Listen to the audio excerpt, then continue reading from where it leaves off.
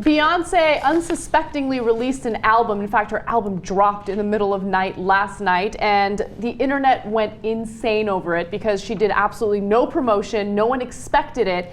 And of course, there are some pretty big fanatics out there that absolutely love Beyoncé. So the album is referred to as the visual album because it's complete with music videos. It has about 14 tracks.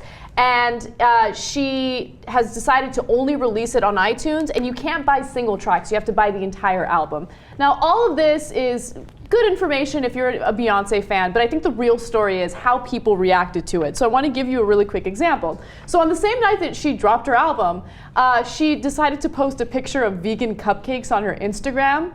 And this one woman left the best comment I've ever read on Instagram, okay? Jesus, that's strong. It's really funny. Okay, so I want to read it to you guys. It's by Deactivated Fat Girl. That's her handle. Oh, it's already funny. So she says, you got a lot of fucking nerve to post a picture of some vegan cupcakes when you clearly got us all on our scalps shining from snatching out hair out from the root. Girl, fuck your cupcakes. Do you realize how many people gonna miss work tomorrow fucking around with you? Do you realize how many people thought they were gonna buy good ass lunch tomorrow but now have to forego those plans because you stomped your ass into iTunes and demanded everybody's last coin? Do you understand that just a few days ago, Stand were mad at you because you announced another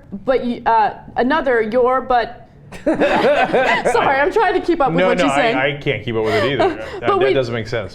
But we didn't have a Nan single, only for you to not just drop a single, but a full-ass album on iTunes with 17 videos, with no publicity, no interviews, no Morse code, no nothing. Woo! You a bad bitch.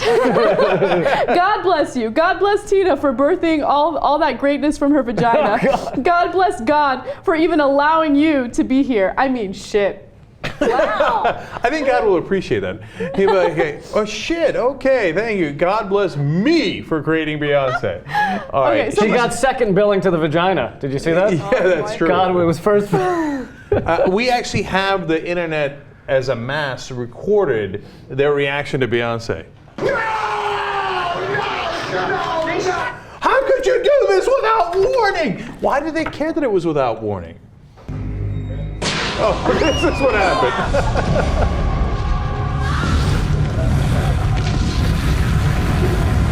It's like the third Terminator reference in this episode. Yeah. So, but big what's on the Terminator guys, like, huh? Well, I can't figure out why do they care that it was unannounced? Like, why does the you know why? Because it sends a message, right?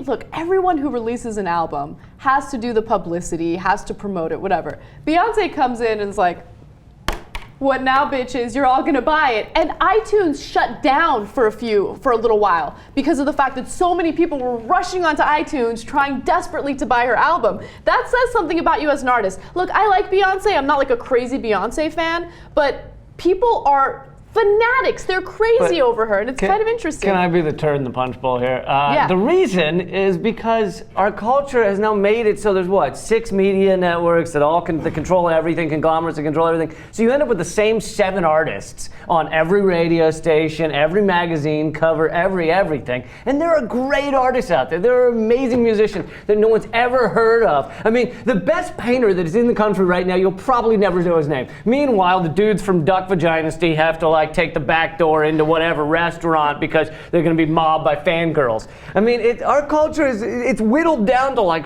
5 artists. It's really sad.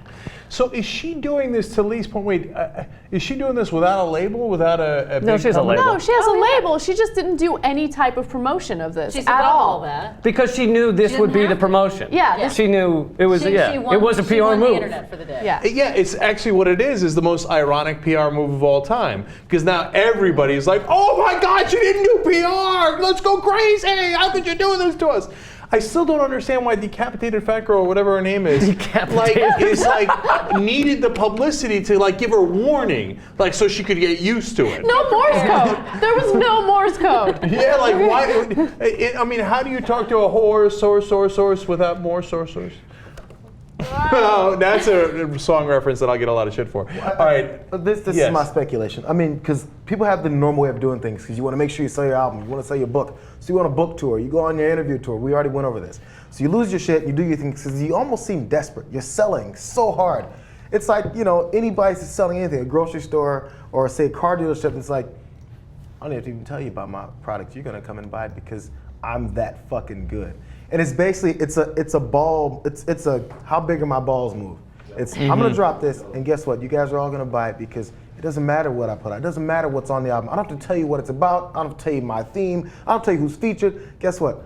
I'm Beyoncé. It's over. And everybody's like, Yeah, how could because you do this to me? And I'm gonna do it because you know I'm gonna do it. And because I've done 20 years of intense, nonstop PR that has allowed me to get to this point. Yeah. And I guess the commenter there is basically saying, like, you win. You dropped your balls on me, and you teabagged me, and it worked.